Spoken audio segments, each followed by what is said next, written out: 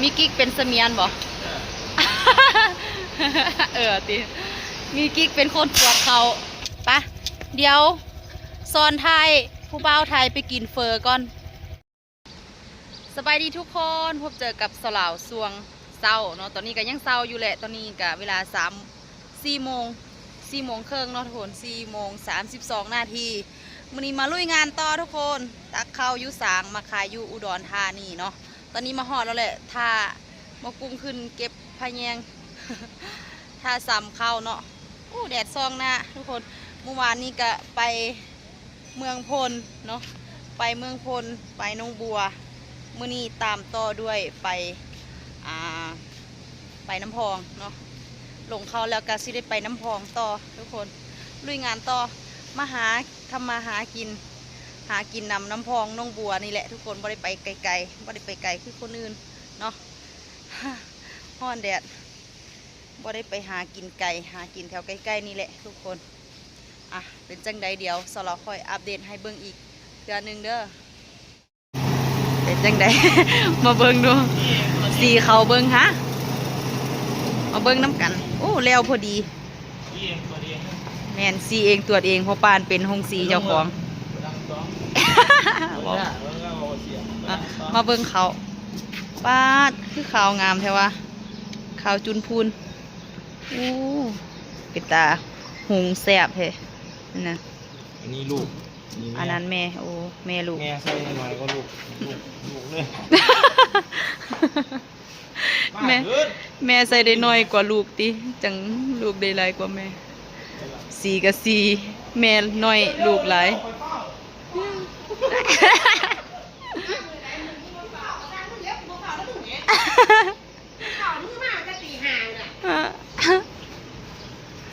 จะว่าเป็นลูกมึงหน่อยเด้อลูกขนุนเช่นไปมากปวดเบิ่ง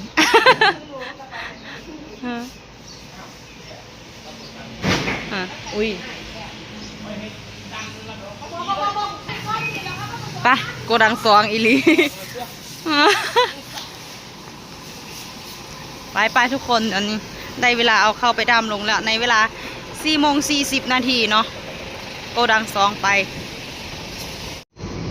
ให้เล็ก ป้องกันตัวเองให้เล็กมาป้องกันตัวไปเอาหัวเขาหรือเอาหางเขาบืดคุณนะแอลออนโซฟีมือนะออนบ่บัดนี้ไป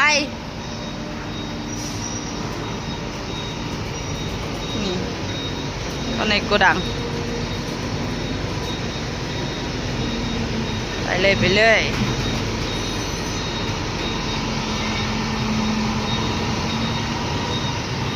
เดี๋ยวเราไปปลดล็อกก่อนเนาะปลดล็อกปลดดัก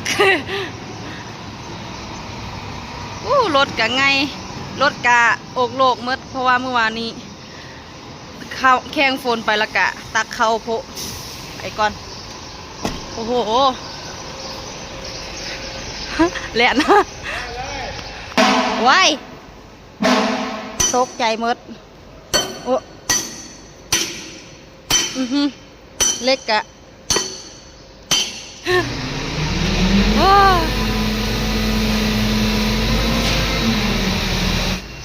ดำลูกแล้วเป็นที่เรียบร้อยทุกคน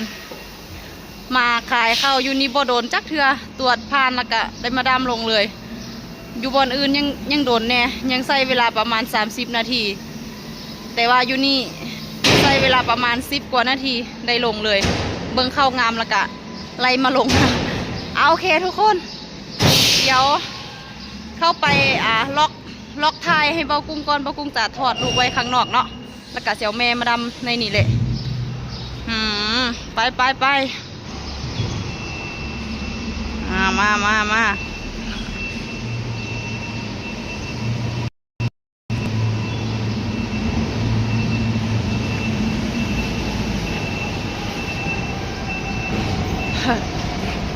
ส สวยงาม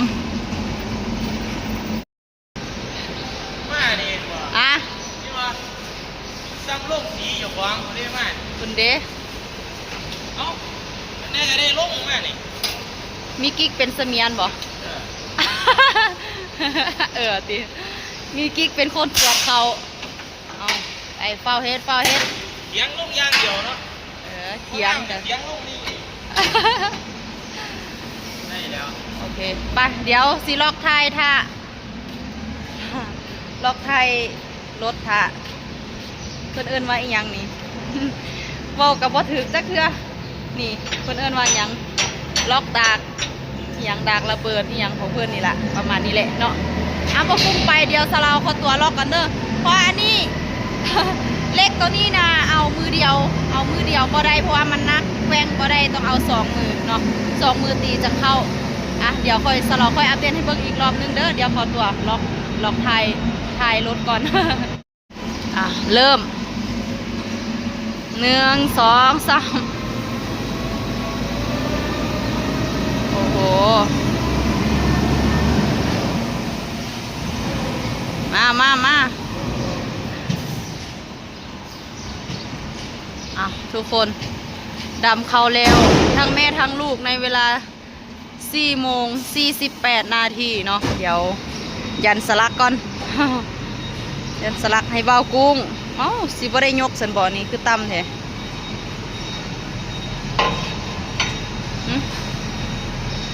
พ่อ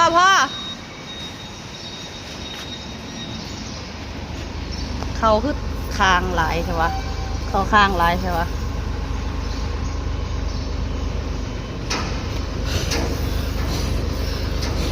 เด็ดเป่าออก กันบ่เป่าออกเขามันสีลงอยู่นี่มันกะสลักมันสีบ่ลงเนาะโอเคเยี่ยมมาว่าสิได้ยกขึ้นได้นี่ยกซอยสิได้ยกซอยได้นี่โอ้บ่ยกบ่ได้มาเลย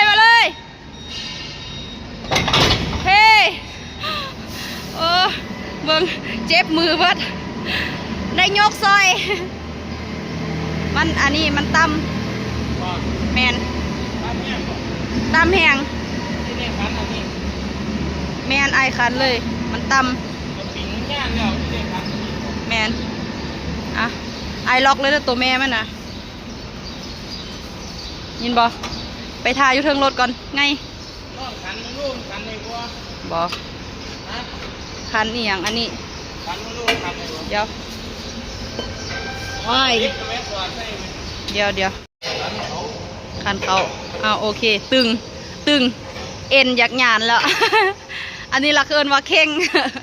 เข่งตลอดเวลามันอยากหยานแล้วเก่งให้ตึงให้มันดุมันขยันมันเพียรคนกับแบบนี้แหละขันขี้ข้านถึกด้าแน่ถึกตึงแน่กะเฮ็ด กระดุมันโอเคพอแล้วไปไอคือบล็อกก่อน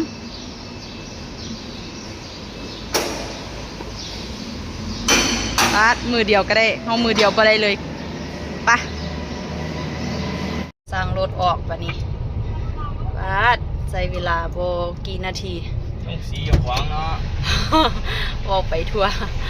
ตอนนี้4:53 นาที จังเลยบ้านเลยงานนะคันเดโวอย่างนี้ทุกคนสร้างรถออกแล้วกะสีเดินทางไปน้ำพองคือเก่าทุกคนไปตะเขาอยู่น้ำพองเนาะมื้อนี้ พ่อข้าเบื้องคลิปนี่โทรมาเด้อติดต่อมาเด้อ ได้อยู่ท้ายเขา สิไปเอาดิ ไปซื้อให้ ฝากเบอร์โทรไว้ฝากเบอร์โทรไว้ใต้คอมเมนต์เลยรับซื้อรับตักทั่วราชอาณาจักรไทยเลย เพราะงั้นว่าเข้าไปซื้อนะ เฒ่าแก่ นะ เจ้าเบอร์โทรให้เฒ่าแก่ดิ แมนผู้ใดต้องการขายข้าวมีสางข้าวมีหยังอยากให้ไปตักกะคอมเมนต์มาใต้คลิปฝากเบอร์โทรไว้ที่อยู่เนาะจะบอกเฒ่าแก่ไปตัก เพราะว่าเพิ่นตักเบิดนั่นล่ะบ่ว่าฮู้ว่าแต่เพิ่นฮู้จักว่ามีบ่อนใดที่เพิ่น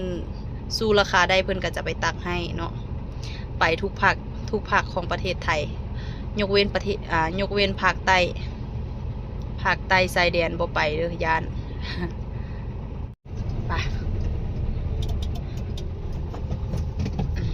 ไปทางนี้เลยบ่ ออกตีแล้วแลนด์แล้วมีแต่ภาพคนเลย อ่า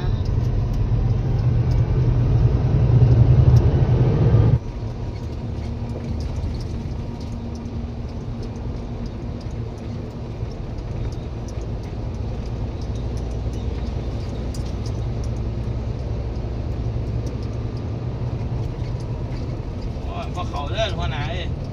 เพิ่งกล้องเอารถเอาแท้เบาๆนะรถเบาว่านก็เจอคนส่งแล้วมาเจอแต่สั่งอีก มันโคตรดีเลยยิ่งจะเลื่อนไปนี่ยิ่งมีหลายอย่างตะกี้เขาก็ว่าเห็นแต่ตำรวจนั่นวะ ตำรวจตั้งด่านจับกันว่าจราจรสมือมีทางหลวงมีจราจรมีขนส่งมีตะสั่งอีกโอ้หลายอย่าง สร้างบ่พออีก แห่ง สร้าง เจะเลื่อนแห่งใส่ชีวิตกัน สร้างลูกค้าอีก สิว่าลำบากกับแม่นเขาก็ต้องเฮ็ดไปตามระบบความเจริญคือว่ากี่บ่มีเด้อขนส่งลงตั้งด่านจับ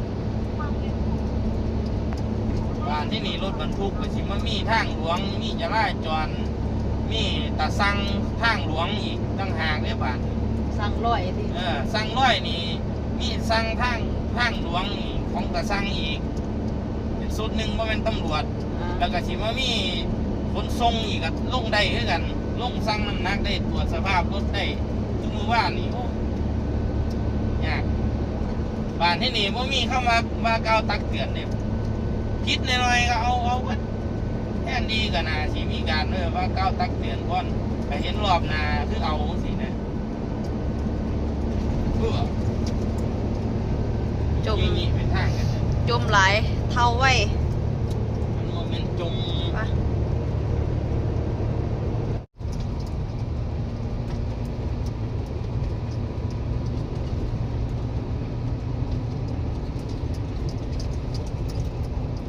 น่ะ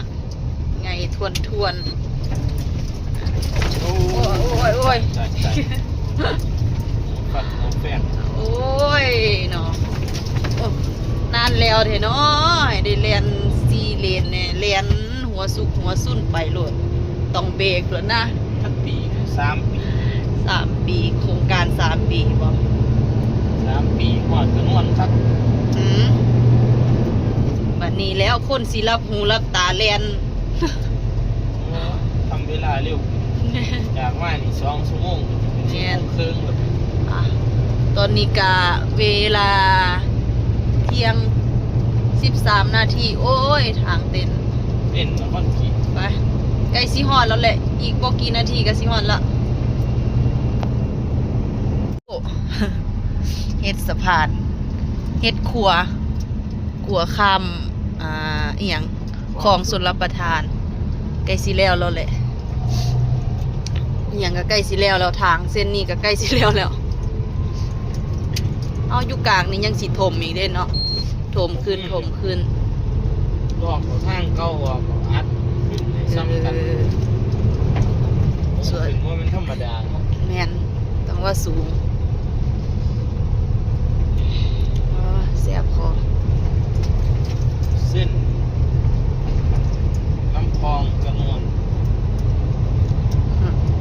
ไม้เหล็กยิง บ่ฮู้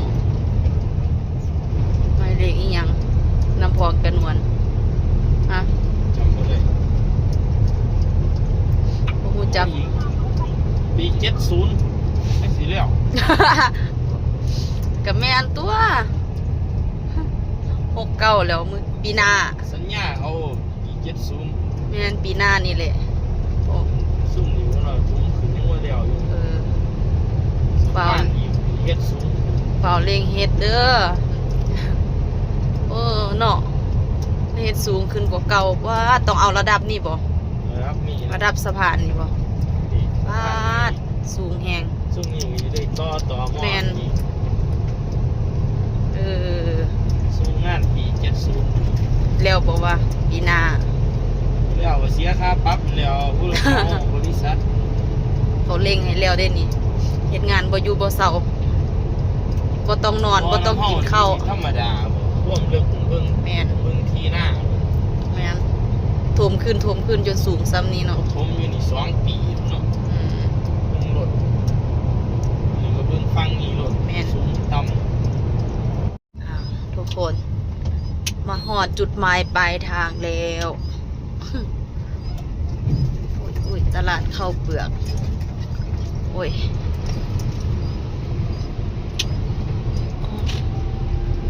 ฮอดก่อนใบาย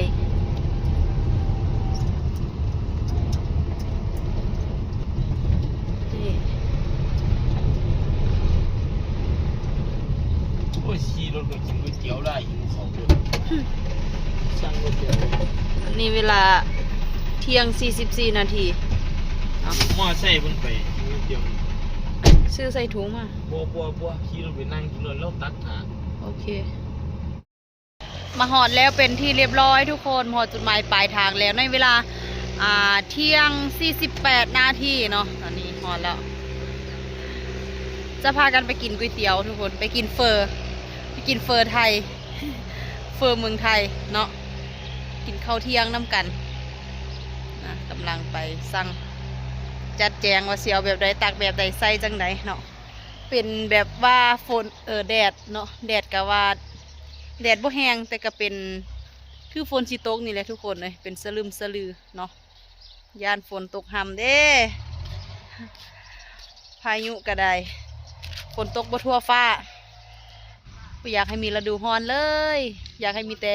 ฤดูฝนกับฤดูหนาวเนาะฤดูร้อนตัดออกไปได้บ่มันเฮ็ดให้แห้งแล้งเฮ็ดให้คนอยู่ยากบ่กุ้ง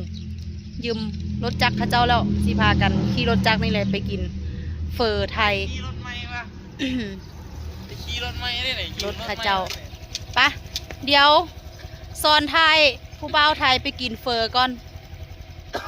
เดี๋ยวค่อยอัปเดตให้เบิ่งอีกรอบหนึงเฟอร์แต่ว่าสั่งข้าวมันไก่ผู้หนึงสิกินเฟอร์พัดสั่งเส้นหมี่มาอันน่ะกินก้อนหมูก้อนพวกน้ำซุปอุ้ยมาทุกคนมากินข้าวเที่ยงนำกัน เดี๋ยวขอตัวกินข้าวก่อนเด้อ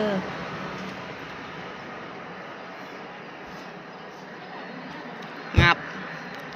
โอ้ มาตักข้าวอยุสหกรณ์นี่ดีเนาะทุกคน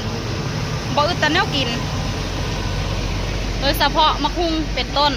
นั่นน่ะรอตารอใจคักแน่แถวะหน่วยนี่ฮะมันเป็นจังใดมีผู้ใดเคยกินแน่มะคุงสหกรณ์นี่แซ่บบ่หวานบ่หรือว่าเป็นรสชาติใดอ่ะนี่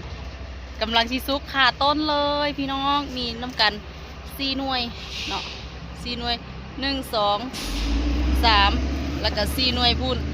น่ะเดี๋ยวบอกกุ้งลอยเอาก่อน ลอยมาคุ้งสหกรณ์สลาวคอเด้อหน่วยนี้เด้อหน่วยอื่นเบาเอาหน่วยนี้แหละเนาะตอนนี้กำลัง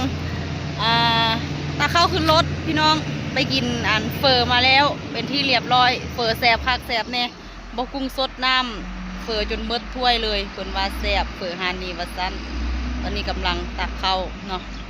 แต่ว่าฝนกับเฮ็ดท่าคือสีตกนี่เด้พี่น้องเอ้ยเฮ็ดท่าแบบคือสีตกนี่แหละ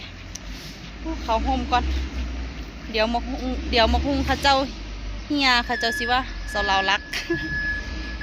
เนาะตอนนี้ก็เวลาบ่ายโมง25 นาทีทุกคนมื้อนี้เราจะได้ไปตัก2 บอนเนาะตักอยู่บ้านขามนี่แล้วก็จะได้ไปตักอยู่บ้านสะอาดแล้วจังสิได้กลับเพราะว่ามื้อนี้เป็นวันศุกร์เนาะเฮาสิได้เลาะเก็บข้าวแต่ละสหกรณ์ที่ยังเข้าอยู่เนาะที่ยังเหลือเข้าอยู่ในล็อตนี้ล็อตของอาทิตย์นี้เฮาสิต้องเอาให้เบิดมื้อนี้แล้วก็อาทิตย์หน้าวันจันทร์เนาะเขาเจ้าก็สิซื้อเป็นล็อตใหม่เนาะนั่นล่ะระบบสหกรณ์ก็จะเป็นแบบนี้ทุกคนเป็นจังใดเดียวสลอกค่อยอัปเดตให้เบิ่งอีกรอบนึงเด้อตอนนี้กำลังตักข้าวขึ้นรถพุ่นน่ะไงทวนหัวกะยุ่งกะยองพี่น้อง ขี่รถจักรไปกินเฟอร์นะเดี๋ยวค่อยอัปเดตให้เบิ่งอีกรอบนึง ทุกคนตอนนี้การเดินทางมาฮอดบอนที่สิตักบอนที่2แล้วเนาะตักบอนบ้านขามตักแล้วตอนบ่าย2 โมงเนาะมาฮอดนี่บ่าย2 โมง 47 นาทีทุกคนมาฮอดบ้านสะอาดกำลังตักแม่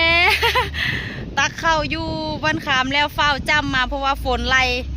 ล่คักแน่พี่น้องลงเม็ดลงหยังฝ้าวจ้ำฝ้าวด้วนมาเนาะก็เลยบ่ได้ถ่ายคลิปให้พ่อแม่พี่น้องเบิ่งวันนี้มาฮอดนี่ฝ้าวตักเพราะว่าตอนนี้ลมกำลังมาทางนี้เนาะมืดฟ้ามัวบนทางผุนทางหลังทางบีมืดแดดก็เจ็บพี่น้องเอ้ยเมื่อวานนี้ไปเมืองพลเนาะตักเข้าอยู่สางไปเมืองพลแล้วก็กลับขึ้นมาตักอยู่น้ำพองเมื่อแล้วก็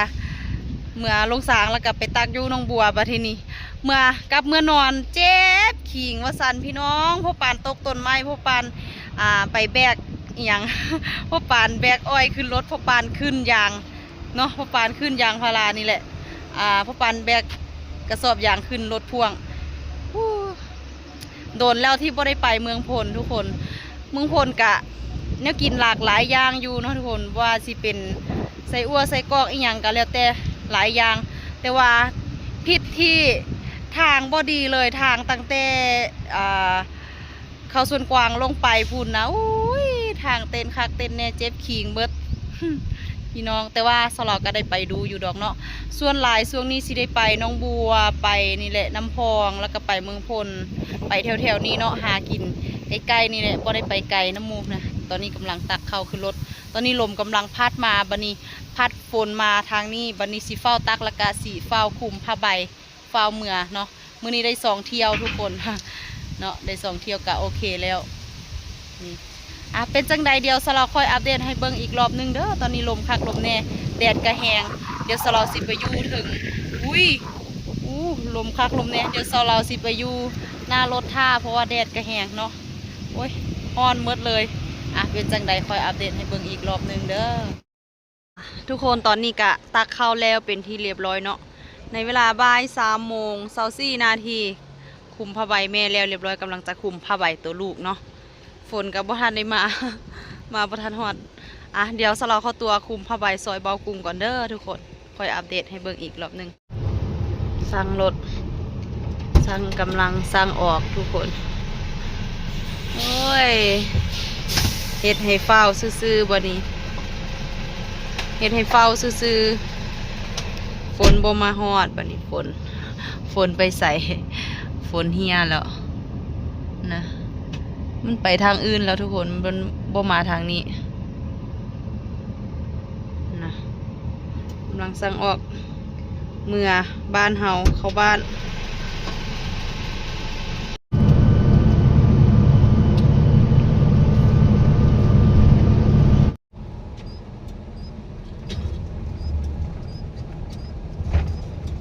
ทุกคนตอนนี้กะมาฮอดกลุ่มภาวะปีแล้วเป็นที่เรียบร้อยโอ้ดอกคือบ่มีวะมันก็ย่ำนี่เนาะบานย่ำเศร้า แมน บัวแดงก็ได้ ว่าสิให้เบิ่งบัวแดงบ่มีบัวแดงบ่บานบ่มีมาฮอดกลุ่มภาวะปีในเวลา4 โมง 50 นาทีเนาะตอนนี้ไปฮอดบ้านแต่เว้นอยู่ดอกเข้าบ้านมื้ออื่นจังเอาไปขายอยู่อุดรคือเก่าหั่นล่ะแต่ว่าไปมองไม่ได้ไปขายบอลไปมื้อนี้ฮอดแล้วสร้างเข้าวงนุรักษ์ไผ่จานอิหยังโอ้เอาไม้มาขายอิหยังซื้อฮอดไม้บ่ไม้อิหยังนะบ่ได้ซื้อเขามาสั่งลูกจ้าง ขอสั่งนึกว่าซื้อหอดใหม่ โอ้ยเป็นหลุมเป็นบ่อฝนตกบ่มีรถจักรพ่วงโล่งโจงทุกคนตอนนี้กะ มาฮอดสางเข้าอุ้มจานแล้วเป็นที่เรียบร้อยเนาะหากะลงจากรถพ่วงในเวลา5 โมง 12 นาทีนะหอบข้าวหอบของหอบบักโมมาฝากลูกฝากย่าทุกคนเดี๋ยวคลิปนี้สลอขอตัวลาทุกๆคนไปก่อนเด้อเอาไว้พบเจอกันในคลิปหน้าสบายดี